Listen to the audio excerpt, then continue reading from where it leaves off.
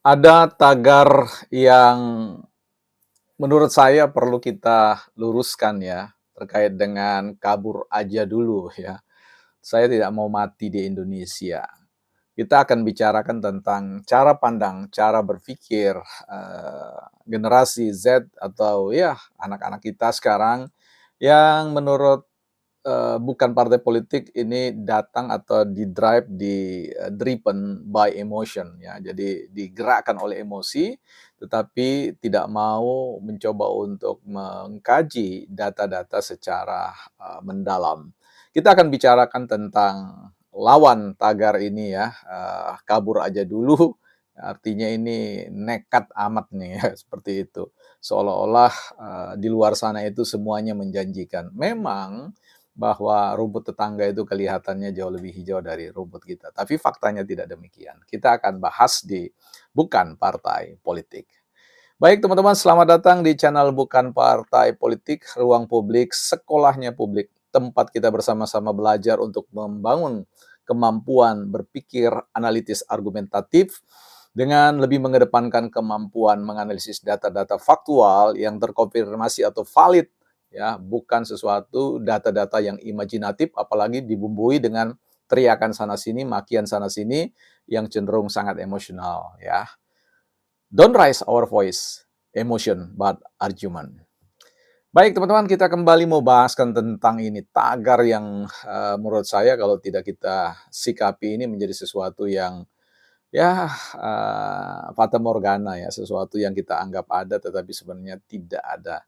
Jadi ada beberapa anak muda yang, berpikir seolah-olah ya, di Indonesia itu adalah kuburan mereka ya, mereka nggak mau mati di Indonesia karena memang, pesimis terkait dengan, masa depan Indonesia dengan melihat dinamika perpolitikan di Indonesia dan juga bagaimana bicara tentang kualitas kebijakan implementasinya, yang dinilai tidak memberikan ruang kesejahteraan bagi mereka sehingga kabur aja gitu ya. Jadi ke luar negeri seolah-olah, di sana, menjanjikan.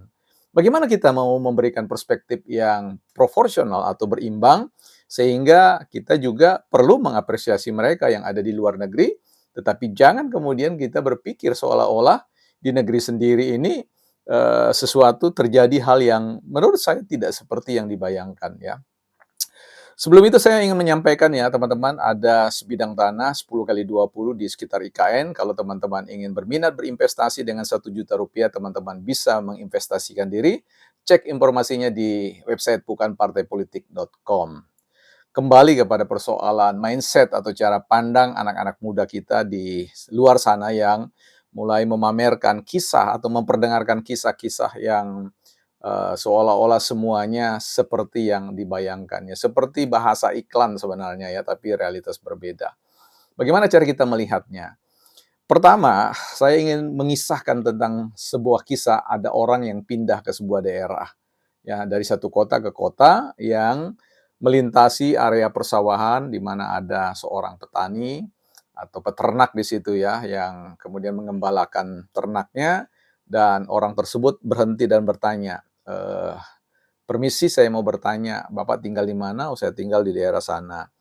Dan beliau menanyakan, "Apakah, bagaimana orang-orang di sana ya, di kampung Anda atau di kota Anda, di daerah Anda, di wilayah Anda?" Dan petani itu, peternak itu kemudian mengatakan bahwa balik bertanya, "Kalau di daerah Anda sebelumnya seperti apa?" Dia katakan, "Di daerah saya itu orangnya jahat, ya ekonomi sulit dan sebagainya." Dengan sederhana, petani dan peternak itu mengatakan, "Di wilayah kami, di daerah kami juga persis sama seperti yang, Anda bayangkan." Ya.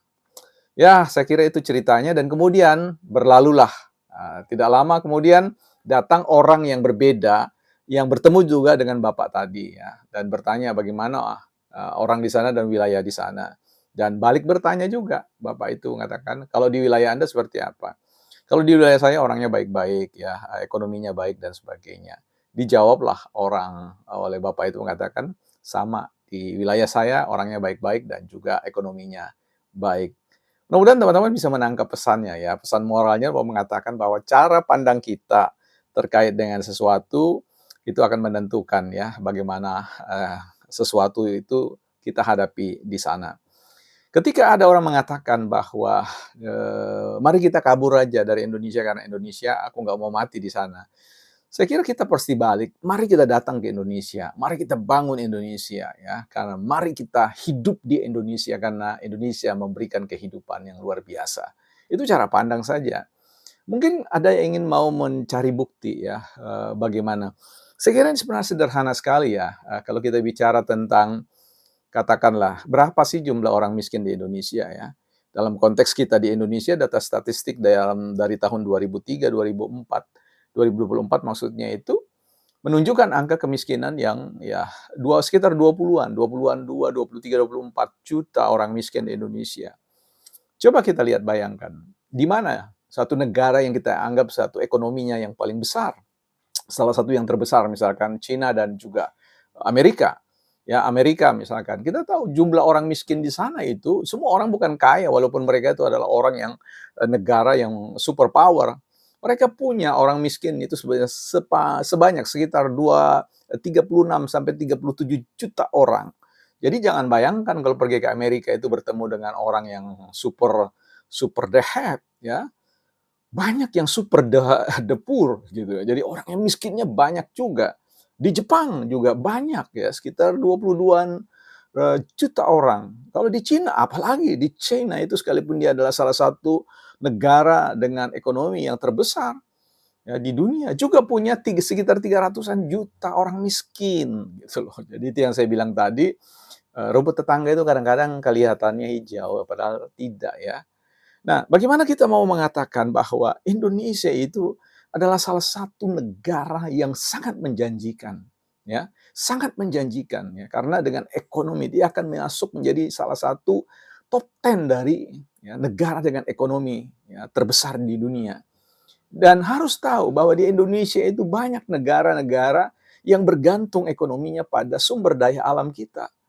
Ini yang menjadi satu soal ya. Nah, jadi apalagi kalau kita bicara dari perspektif era disruptif, era ICTS, era Information Communication and Technology, di mana batas-batas wilayah itu sudah tercerabuti. Artinya kita perlu mendidik diri kita, menyiapkan diri kita untuk menjadi orang yang terampil, berwawasan, berpengetahuan yang baik, ya, dan mampu cerdas dalam konteks berelasi, cerdas secara informatif, ya, mengelola informasi dan data, dan kemudian bagaimana cerdas dalam konteks menghubungkan diri kita pada pusat-pusat ekonomi, ya, pusat-pusat kegiatan, aktivitas personal yang bisa kemudian meleverage, mengangkat, mendongkrak kompetensi ekonomi kita, ya.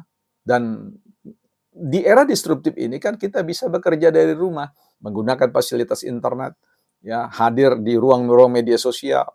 Ya, hanya saja kita perlu memperlengkapi diri kita dengan misalkan berkemampuan bahasa asing, bahasa negara yang kita tuju, ya.